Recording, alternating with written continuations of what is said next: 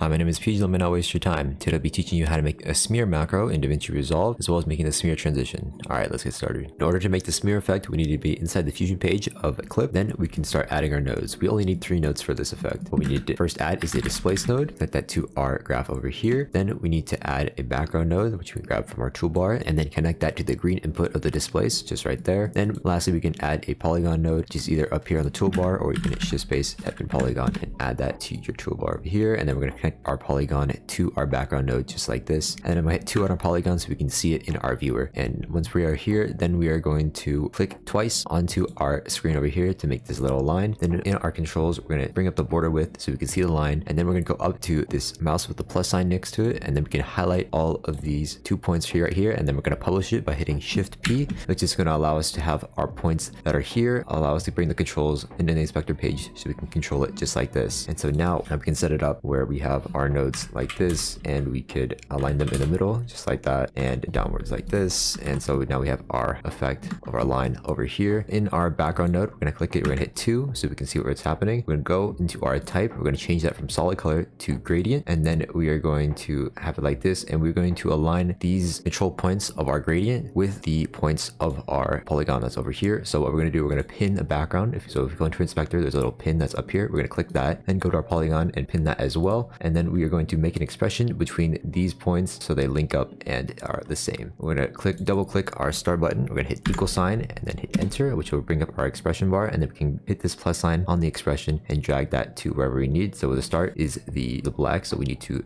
connect that to 0.0, which is our first point right here. So if you see, we move this up here, it'll move this point, and it'll also move the source of the gradient that's over here, just like that. Put it back here, and then we're going to do the same thing for this control as well, and link that to the second point that is over here. All right, now we have our point that's controlled with a gradient, and then here we can go to our displace, and we can see our line is displacing a little bit, but we need to also align our polygon 0 point to the center of our displaces over here in order for the effect to correctly work. So what we're going to do, we're going to pin the displace. You can unpin the background, but we need the 0.0 over here, and then we're going to link the 0.0 with an expression as well. So double click 0.0 equal sign and connect that to the center point of our displace over here. Now our center point is controlled by this control that's over here, and in order to show off our displacement, what we can do is go to our polygon and increase the soft edge. It's over here, and then on the displace, we're going to increase our spread to 3, and then we can probably also bring up the border length or border width of our polygon so we can see the amount that it is displacing, and then we can bring our strength up so you can see that is your smear effect right there. Now in order for us to make this a tool so we don't have to go and have all these controls here in order to use our effect, what we're going to do is create a macro which allows us to consolidate all of these 3 nodes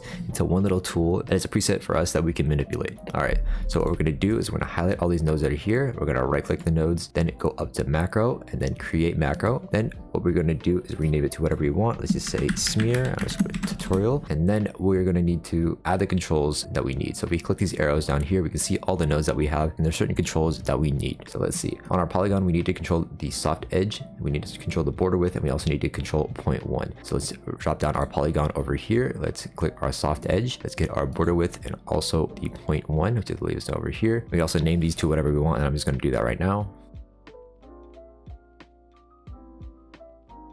All right, the next thing that we need is the controls to the displace. So we're going to go collapse this, and we're going to open our displace. Then we're going to click our center point, which is probably our warp point or our source point, sorry, just like that. And then we need the refraction strength as well, and that should be all the controls that we need. So then we're going to go up to file, we're going to hit save, and it should pop up in a file where your macro folder is, you can see over here, and then you're just going to save this to your macro folder and close this down, and then we can get rid of what we have here, and then we can just open up our select tools over here and then type in smear, and then we can hit our tool, and you can see we have our tool just like that. And we also have certain points that we can control over here. So if you want to control the source, we can control it here, and then control the warp direction with this other point that's over here. And you can see I labeled the controls with what I would name them and also the tool that it is. So we up the sample strength, which is our soft edge. You can see the strength of our warp is getting weaker, but it's doing more of a warp around in an area than it is in a certain direction, and it's just less powerful. Then we have our sample area, which makes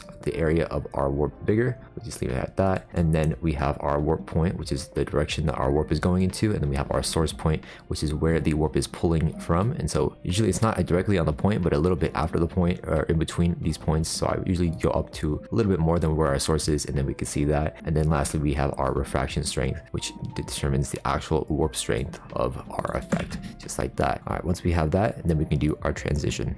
All right, the transition I'm going to teach you with the smear is this smear slide, like shown in my transitions ideas video. But there's also many other variations that you could do with transforms, and you could also create these cool effects with the smear as well. But I'm going to focus on this one that's over here. All right, so what we need to do is go into our first composition of our clip. So we have 2 clips over here. They're both 1 second long, and I'm just going to go inside of this fusion page over here. We're going to paste the smear node that I have over here that we just created, and then we are going to put it in the correct direction. So we're going to put our warp point to the right side over here, and then just put our sample point to the left over here. And then we can align this up correctly over here. Do that, and that, and that.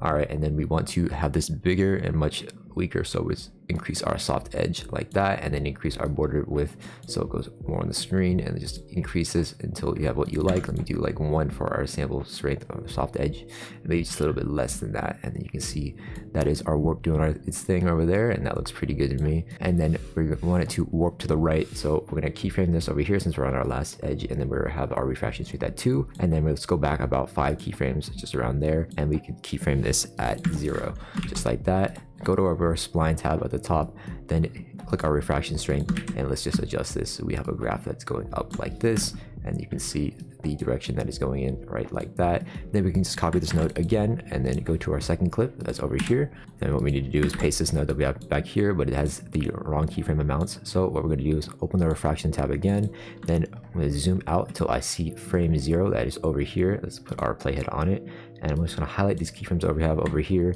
Let's bring this all the way down to the beginning. We can highlight this and actually hit V to flip it over, and so we have something like this. And then I believe what we need to do is just change the direction over here. So we want our warp point to be on the left side, and our center source point need to be on the right side. So just flip this number, so it's going to be from 1 to 0, and this one's going to be from 0 to 1. And then we have this the same like that, and then might as well bring this out a little bit so we have our end of our transition being longer than our start, which is what you should do for your transitions. And yeah, let's see what we got, and that looks good to me. So we can just have our warp just like that. Might make this a little bit stronger if we just do this, and we could increase the strength like that, and maybe even increase this refraction strength. I think 3 might be too big, maybe 2.5 works pretty well. All right, and so now we have that.